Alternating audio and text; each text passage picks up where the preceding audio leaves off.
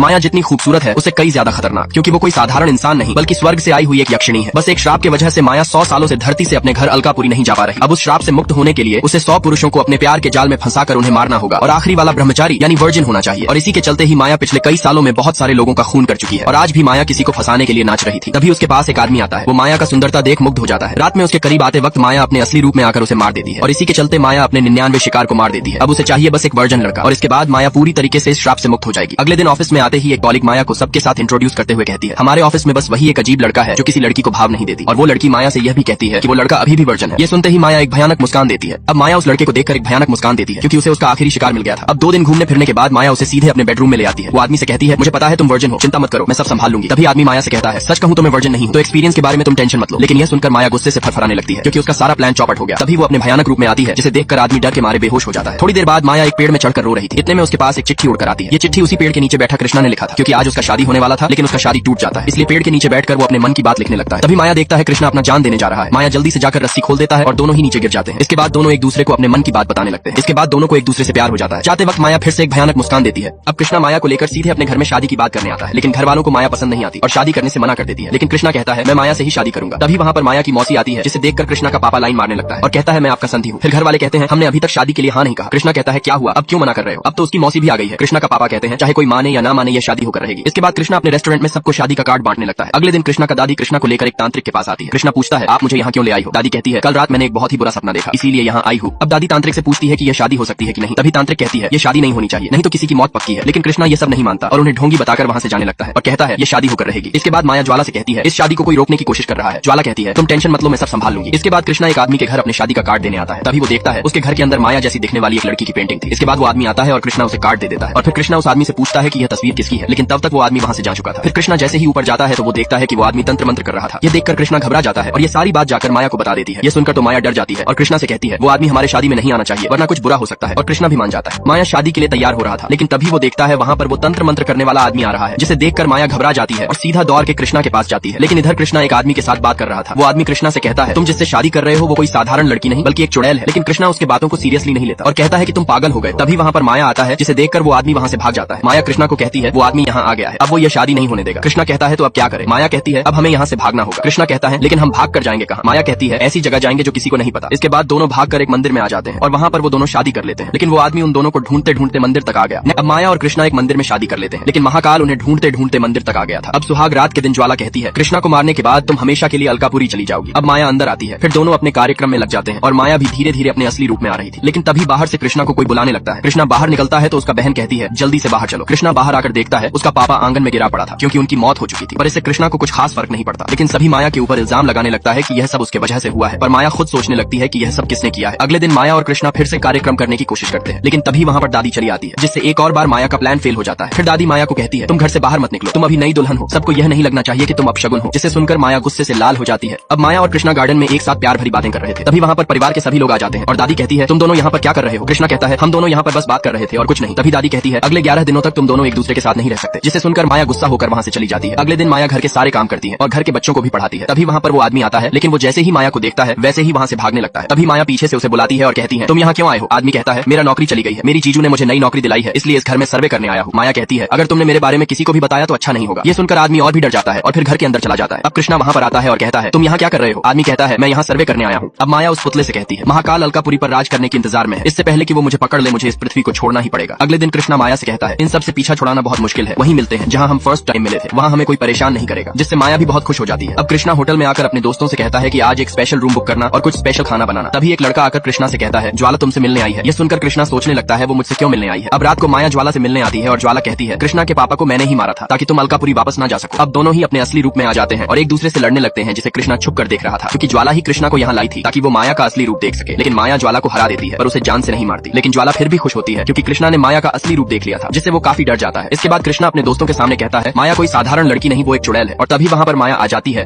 अब माया कृष्णा के पास आती है, जिससे कृष्णा और भी डर जाता है। माया कहती है, क्या हुआ, तुम इतने डरे हुए क्यों हो? कृष्णा कहता है, मुझे कुछ नहीं हुआ, और वो माया को बहला फुसलाकर घर भेज देता है। अब माया रात भर कृष्णा का इंतजार करने लगता है, लेकिन वो नहीं आता। अगले दिन माया खुशी खुशी घर के सारे काम करती है ताकि वो कृष्णा का दिल जीत पाए, लेकिन कृष्णा स्वामी बनकर आ जाता है, जिससे वो 41 दिन तक कुछ भी नहीं कर सकता, यहाँ तक कि लड़कियों को देख भी नहीं सकता, जिसे देखकर कृष्णा के घर वाले गुस्सा हो जाते हैं, क्योंकि कुछ ही दिनों पहले उसके पिता का मौत हुआ था, इसलिए उसे फिर से नॉर्मल होना पड़ेगा और मंदिर जाकर माफी मांगना होगा। फिर रात को कृष्णा घर आता है और माया उसके साथ कार्यक्रम करने की कोशिश करता है, लेकिन कृष्णा उसे दूर कर देता है, जिससे निराश होकर माया वहाँ से चली जाती है। अब कृष्णा परेशान होकर उस आदमी से मिलता है जिसने माया का असली रूप देखा था। वो कहता है कि माया को एक ब्रह्मचारी चाहिए, इसलिए तुम अपनी वर्जिनिटी लूज कर दो, जिससे माया कुछ नहीं कर पाएगी। फिर वो उसे एक लड़की का नंबर देता है। फिर कृष्णा उस लड़की के घर जाता है, लेकिन वहाँ पहले से ही माया थी, जिसे देखकर कृष्णा डर जाता है। अब माया को उस घर में देखकर कृष्णा दौड़ के अपने घर चला आता है। अब माया बहुत गुस्से में थी कि कृष्णा किसी और लड़की के पास कैसे जा सकती है। अब वो अपनी असली रूप में आकर घर वालों को धमकाती है और कहती है कि उसे कृष्णा चाहिए, नहीं तो परिवार के सभी लोग मारे जाएंगे, जिससे सभी लोग डर जाते हैं। घर वालों की चिंता करते हुए कृष्णा भी मान जाता है। और इधर ज्वाला माया से हारने के बाद महाकाल से हाथ मिला लेती है और कहती है, मैं अलकापुरी वापस नहीं जाऊंगा चलेगा, लेकिन माया अलकापुरी नहीं जाना चाहिए। और वो यह भी कहती है कि माया किधर है। इधर माया पुतले से कहती है कि उसे भी कृष्णा से प्यार हो गया, और तभी वहाँ पर कृष्णा आ जाता है और माया उसके साथ कार्यक्रम करना शुरू ही करने वाली थी कि तभी वहाँ पर महाकाल आ जाता है, जिसे देखकर माया चौंक जाती है और वहाँ से भागने लगती है, लेकिन महाकाल उसे पकड़कर वहाँ से ले जाता है, जिसे देखकर घर वाले कृष्णा को कहता है कि अच्छा हुआ वो यहाँ से चली गई। अब घर वाले कृष्णा को समझाने लगता है और कहता है, जो होता है अच्छे के लिए होता है, अच्छा हुआ वो चुड़ैल तुम्हारी जिंदगी से चली गई। इसके बाद कृष्णा अपने होटल आता है, लेकिन उसका मन काम में नहीं लगता और माया के बारे में सोचने लगता है। तभी कृष्णा का दोस्त आता है तो कृष्णा कहता है, शाम को बात करेंगे, मुझे अभी अकेला छोड़ दो। अब शाम को कृष्णा अपने दोस्तों के साथ शराब पीता है और फोन में माया का फोटो देखकर उसे याद करने लगता है। तभी उसका दोस्त कहता है, तुम उसे भूल जाओ कृष्णा। फिर कृष्णा घर आता है और देखता है वो पुतला टूटकर जमीन पर गिरा हुआ था। फिर कृष्णा उस पुतले को जोड़ने लगता है तो वो अपने आप ही जुड़ जाता है और तभी वो पुतला अपने असली रूप में आता है, जिसका नाम भद्रा होता है। अब वो कृष्णा से माया के बारे में पूछता है। कृष्णा कहता है, महाकाल उसे ले गया। ये सुनते ही भद्रा कृष्णा को सब सच बताने लगता है कि माया तुम्हारे साथ प्यार का नाटक इसलिए किया था ताकि वो अपनी दुनिया में वापस जा सके, पर वो तुम्हें नहीं मारता क्योंकि वो तुमसे प्यार करने लगा था। ये सुनते ही कृष्णा कहता है, मैंने बहुत बड़ी गलती कर दी, मैंने उसके प्यार को नहीं देखा, और कहता है, अब माया किधर है? भद्रा कहता है, वो जरूर गुप्त स्थल पर होगा। कृष्णा कहता है, मुझे भी उस गुप्त स्थल पर ले चलो। महाकाल माया को पकड़कर गुप्त स्थल पर आता है और अपना महायोग शुरू कर देता है, लेकिन तभी भद्रा कृष्णा को लेकर गुप्त स्थल पर आ जाता है और देखता है महाकाल महायोग्य कर रहा है। यह देखकर भद्रा कहता है, हम दोनों इतने ताकतवर नहीं है कि इसे रोक पाए, सिर्फ यक्षिणी कुछ कर सकती है, इसलिए वो ज्वाला को लेने जाता है। इसके बाद कृष्णा योग्य रोकने का कोशिश करता है, लेकिन उसे वहां तक जाने नहीं दे रहा था। तभी अलकापुरी का द्वार प्रकट हो जाता है, जिस पर महाकाल चढ़ने लगता है, लेकिन तभी गेट के सामने ज्वाला आ जाती है और जैसे ही ज्वाला गेट को छूती है तो वो भस्म हो जाती है, जिससे निकली हुई शक्ति महाकाल को भी भस्म कर देता है। अब माया और कृष्णा अपने गलतियों को मानकर एक दूसरे को गले लगा लेती है।